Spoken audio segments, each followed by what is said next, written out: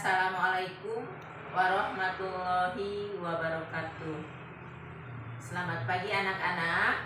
Semoga kalian semua dalam keadaan sehat walafiat. Bertemu lagi dengan Ibu dalam pembelajaran bahasa Indonesia. Pada hari ini Ibu akan mencoba menjelaskan materi mengenai pidato persuasif. Tentunya di antara kalian sudah banyak yang tahu apa itu pidato persuasif. Nah, baiklah. Pada hari ini kita akan membahasnya secara terperinci mengenai pidato persuasif, tujuan, dan yang lainnya. Silakan ikuti terus pembelajaran dengan Ibu. Nah, nanti Ibu akan menampilkan slide. Kalian perhatikan dengan baik. Baik anak-anak, sebelum kita melanjutkan materi tentang teks pidato persuasif, alangkah baiknya kalian mengetahui dulu kompetensi dasar yang harus dicapai. Kompetensi dasar pengetahuan 3.1 pada kesempatan hari ini yaitu mengenai menelaah struktur dan ciri kebahasaan pidato persuasif tentang permasalahan aktual yang didengar dan dibaca. Itu kompetensi dasarnya. Sedangkan indikator yang ingin dicapai setelah pembelajaran selesai, peserta didik diharapkan mampu mengidentifikasi informasi teks pidato persuasif. Yang dimaksud dengan mampu mengidentifikasi teks pidato persuasif, misalnya disajikan sebuah teks pidato, kemudian diamati dan dibaca.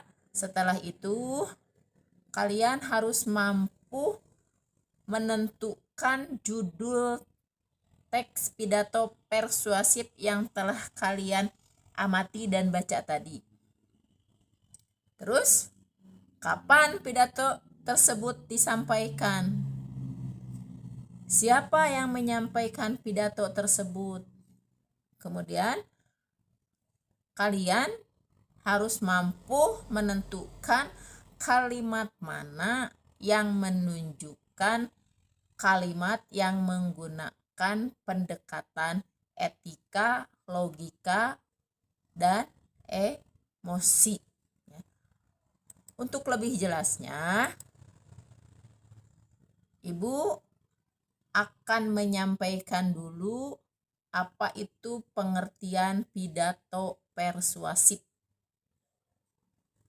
Yang dimaksud dengan pidato persuasif adalah pengungkapan pendapat secara jelas dan logis sehingga dapat meyakinkan pembaca atau pendengar dengan menyajikan argumen dari satu sudut pandang.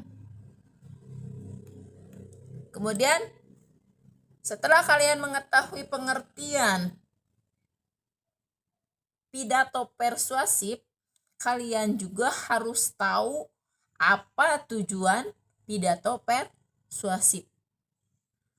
Tujuan pidato persuasif yaitu untuk meyakinkan audiensi agar melakukan sesuatu dengan mengambil satu sudut pandang dan membuktikan kebenaran agar meyakinkan orang untuk melihat suatu persoalan hanya dari sisi itu. Itu tujuannya. Kemudian, di dalam teks pidato ada cara memersuasi, cara untuk menarik si pendengar atau si pembaca dengan cara memersuasi dengan memperhatikan pendekatan etika, emosi, dan logika. Jadi cara memersuasi itu ada 3 caranya itu, yaitu dengan pendekatan etika, emosi, dan logika. Tentunya kalian sudah ada yang tahu atau ingin mengetahui apa sih yang dimaksud dengan cara memersuasi dengan menggunakan pendekatan etika. Yang dimaksud dengan cara memersuasi dengan menggunakan etika adalah berkaitan dengan hak dan kewajiban moral atau akhlak. Ketika di dalam sebuah uraian itu menjelaskan tentang hak dan kewajiban moral atau akhlak, maka kalimat atau pernyataan tersebut menggunakan pendekatan etika. Contoh, perhatikan baik-baik. Contoh pernyataan yang menggunakan pendekatan etika. Daur ulang adalah hal benar yang kita lakukan. Memubazirkan sumber daya kita yang terbatas sama dengan mencuri hak anak cucu kita di masa depan. Ini tidak bermoral. Itu contoh pernyataan yang menggunakan pendekatan etika. Kita lanjutkan ke bagian berikutnya, yaitu cara memersuasi dengan menggunakan pendekatan emosi. Apa itu? Bagaimana itu? Cara memersuasi dengan menggunakan pendekatan emosi yaitu berkaitan dengan luapan perasaan yang berkembang. Emosi berkaitan dengan luapan perasaan yang berkembang. Contoh,